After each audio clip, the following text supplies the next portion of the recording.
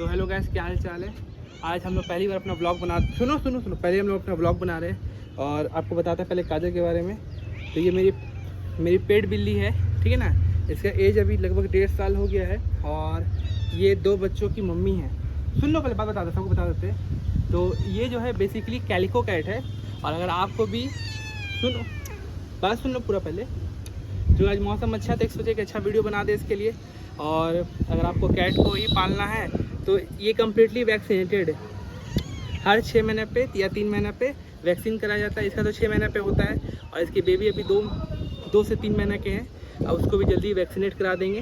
और वहाँ देखो, वहाँ देख लो बेटा, देखिए। तो इसका काम क्या है, अभी मोस्टली इसके खाने के बारे में बात करते हैं। अगर आप बिल्ली रखना चाहते हैं या बिल्ली पहली बार अडॉप्ट कर रहे हैं तो इसको खाने के लिए है। जैसे चूँकि हमारे यहाँ फ़िश का उतना कल्चर नहीं है तो हम लोग फ़िश नहीं खिलाते हैं। मार रही, गुस्सा हो रही हो। सुनो, मेरी बिल्ली में ही से ब्याऊँ। हाँ, इतना गुस्सा तुमको तुम्हारे अंदर आ गया। जैसे खाने का जो कैट का है, अच्छा ठीक है, इसको छोड़ के बताते हैं आपको। बैठो। तो अगर आपको बिल्ली को रखना है तो खाने के लिए जो सबसे अहम चीज़ है, जैसे बहुत सारे लोग हैं ना कैट फूड खिलाते हैं या फिर है ना बॉयल चिकन खिलाते हैं। तो हमारे यहाँ क्या है, बॉयल चिकन है, बॉयल चिकन भी है, रोस्टेड चिकन भी रहता है उस तरह से खिलाने के लिए। और इसे पसंद है, चिकन जो फ्राई करके आता है वो खाना पसंद है।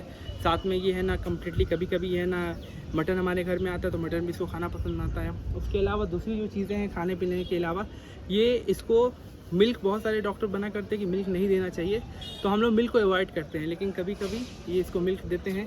और जो खाने का सबसे बहुत सारे यहाँ खाने का ये भी रिवाज है कि आप इसको खाने में चावल के साथ मिलाकर चिकन दिया जाता है या फ़िश दिया जाता है। तो फ़िश बहुत कम ही मेरे यहाँ आता है तो फ़िश हम नहीं दे पाते हैं, लेकिन इसके बाद भी जो खाने के जितना भी सारी चीज़ें हैं वो प्रोवाइड करते हैं। और अगर ये कभी ऐसे चुके हैं ना वैक्सीनेटेड है तो आपको अगर है ना काइट बाइट कर रही है, स्क्रैच कर रही है तो आपको परेशान होने की ज़रूरत नहीं है।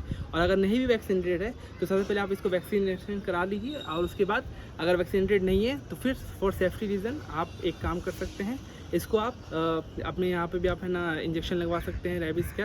क्योंकि बहुत सारे चांसेस होते हैं। बहुत लोग कहते हैं सिर्फ डॉग से रेबीज़ होता नहीं, बकरी से भी हो सकता है, बिल्ली से भी हो सकता है, चूहा से भी हो सकता है, गिलहरी से भी हो सकता है, रैबिट से भी हो सकता है, किसी से भी हो सकता है, वो बीमारी होती है, ठीक है। और सेफ्टी पर्पज़ चूँकि मेरी जो कैट है वो आउटडोर और इंडोर दोनों कैट है, ठीक है ना। बहुत सारी होती है जो कम्प्लीटली आउटडोर होती है जिसको हम लोग स्ट्रे कैट्स कहते हैं, बहुत सारी जो कम्प्लीटली इंडोर होती है जिसको हम लोग पेट बोलते हैं।